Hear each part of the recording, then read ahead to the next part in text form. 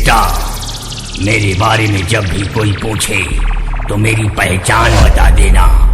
आदमी कोई पूछे कि वो डीजे वाला कौन था। YouTube by S show. নমস্কার, আমি একজন ডিজে লাভার বলছি এবং আমরাও পুজো করি এবং এই কমিটির তরফ থেকেও বলছি। আমাদেরও উল্টো রথে ভাড়া ছিল, কিন্তু কোনো সেটআপ আসেনি এবং কোনো মালিক সেটআপ দেয়নি। তার একটাই কারণ, এই পূর্ব মেদিনীপুরে পুলিশ যেভাবে সেট মালিকদের উপর অত্যাচার করছে, যেভাবে থানায় নিয়ে গিয়ে যেভাবে কাটমানির দাবি করছে, যেভাবে টাকা নিচ্ছে, জরিমানা করছে, সেই কারণের জন্য আজকে কোনো সেট মালিক আর কোনো ভরসা পাচ্ছে না তারা। আর মোটামুটি প্রতিটা জায়গায় পুলিশ সেট তোলার জন্য টার্গেটে বসে আছে, যার জন্য সেট মালিকরা আর সেট দিচ্ছে না। আর আমার আজকে সমস্ত ডিজে লাভার এবং সমস্ত কমিটি সেট মালিকদের একটা বার্তা দেওয়ার জন্য আজকে আমি কিছু কথা বলছি। আমাদেরকে সবাইকে এক হয়ে এই ডিজেটা বাঁচাতে গেলে পুলিশের বিরুদ্ধে আন্দোলন করতে হবে। পুলিশ আজকে যেভাবে কাটমানি নেওয়া শুরু করেছে সেটা সীমার বাইরে চলছে। আমি এসডিপো স্যারকে কিছু কথা বলতে চাই। স্যার, আপনি যেটা শুরু করেছেন, আপনি বলছেন শব্দ দূষণ হচ্ছে, বিভিন্ন রকম সমস্যা দেখা দিচ্ছে এই বক্সকে কেন্দ্র করে। তাহলে স্যার, আপনি কি দেখতে পাচ্ছেন না আজকে বছর বছর ধরে গাঁজা ব্যবসা করছে, বেআইনি মদের ব্যবসা করছে, কত লোকের লাইসেন্স আছে, কারোর লাইসেন্স নাই।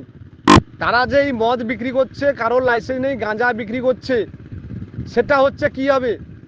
হাজার হাজার জুয়ার ঠেক চলছে, সেগুলো চলছে কি হবে? আপনার তো সেটার বিরুদ্ধে কিছু স্টেপ নেননি। আমি এসডিপো স্যারকে বলছি, স্যার আপনি পূর্ব মেদিনীপুরে গাঁজা আর এই যে বেআইনি মদ যে বিক্রি হচ্ছে ওইটা বন্ধ করে দেখান, তারপরে আমরা ভাববো ডিজে বক্স চালাবো কি চালাবো না। আপনার নাকের ডগায় এইগুলো চলছে, আপনি জানেন ভালো হবে, তাও চলছে। সেটা কীভাবে চলছে? এইগুলো মানে এই ডিজে চালানো থেকে শুরু করে আজকে যারা এইগুলো খেয়ে যুব সমাজটা ধ্বংসের পথে যাচ্ছে, আপনি কি সেটা জানেন না? সেটা ভালোভাবে জানেন, কারণ আপনি জানেন ওইখান থেকে টাকা আসছে, সেই কারণে চলছে। আপনারা যখন ব্যবস্থা নিচ্ছেন, সব দিক দিয়ে ব্যবস্থা নিন। আপনি ডিজেটা বন্ধ করছেন, ঠিক আছে, সে দোকানগুলো তো বন্ধ করতে হবে, সেটা কেন খোলা আছে?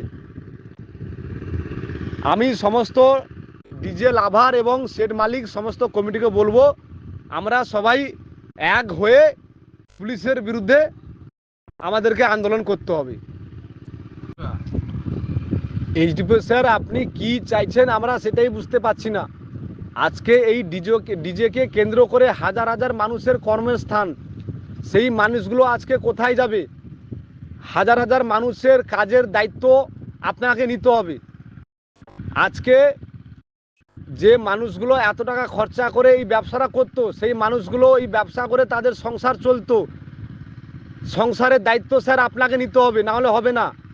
আপনি কি চাইছেন? তারা এই ব্যবসাগুলো বন্ধ করে রাজনীতি করুক, রাস্তায় রাস্তায় রাজনীতি করবে, বম গুলি খেয়ে মরবে নাকি? আপনি এটাই চাইছেন? আপনাদের চোখের সামনে মোটামুটি হাজার হাজার দোকান, যাদের কোনো লাইসেন্স নেই, তারা বছর বছর ধরে মদ ব্যবসা করছে, গাঁজা ব্যবসা করছে, জুয়ার ঠেক আপনারা জানেন আজকে হাজার হাজার বছর ধরে চলছে। সেই মানুষগুলোর বিরুদ্ধে আপনারা তো কিছু স্টেপ নেননি, আমরা দেখতে পাইনি এখনো পর্যন্ত। গাঁজা মদ খেয়ে এই যুব সমাজ ধ্বংসের পথে, আপনারা ভালোভাবে জানেন, সেটার বিরুদ্ধে এখনো পর্যন্ত আপনারা কিছু স্টেপ নেননি। তাহলে আপনারা যেমন কাজ করছেন, সবার বিরুদ্ধে আপনারা করুন। আপনাকে রিকোয়েস্ট থাকলো এটা আমাদের। সমস্ত ডিজে প্রেমিকদের উদ্দেশ্যে জানাচ্ছি, সবাই মিলে আমাদেরকে এক হতে হবে। কারণ পূর্ব মেদিনীপুরে যেভাবে পুলিশের অত্যাচার বাড়ছে ডিজে সেটআপের ওপর ও ডিজে মালিকের ওপর, তাতে চিরকালের জন্য হয়তো পূর্ব মেদিনীপুরের ডিজে সিস্টেমটা বন্ধ হয়ে যাবে। অথচ পুলিশেরা প্রত্যেকটা গ্রামের মোড়ে মোড়ে গাঁজার ঠেক, মালের ঠেক, মদের ঠেক বসিয়ে রেখেছে, সেখান থেকে প্রতি মাসে মাসে টাকা তুলছে। সেগুলোতে কোনো সমস্যা হচ্ছে না, যত সমস্যা হচ্ছে ডিজে বাজানো নিয়ে। তাহলে পুলিশ ডিজে বাজানোকে কেন্দ্র করে যেভাবে কাটমানি নিচ্ছে ওরা, সেট মালিকেরা কোথায় যাবে? 10,000 টাকার ভাড়া খাটতে এসে লক্ষ লক্ষ টাকা জরিমানা দিতে হচ্ছে, প্লাস তাদেরকে বিভিন্ন হ্যারেস হতে হচ্ছে এবং কেসের সম্মুখীন হতে হচ্ছে। তাই সমস্ত ডিজে প্রেমিকদের জানাচ্ছি, সবাই মিলে এক হয়ে একটাই আমাদেরকে ডিসিশন নিতে হবে যে আমরা আর কোনো ভোট দেব না। টোটালি আমরা ভোটটাকে বন্ধ রাখবো। সবাই মিলে আমরা ভোট দেব না, ভোট বন্ধ রাখবো। যতদিন না আমরা ডিজের কোনো সুরাহা পাচ্ছি ততদিন আমরা কেউ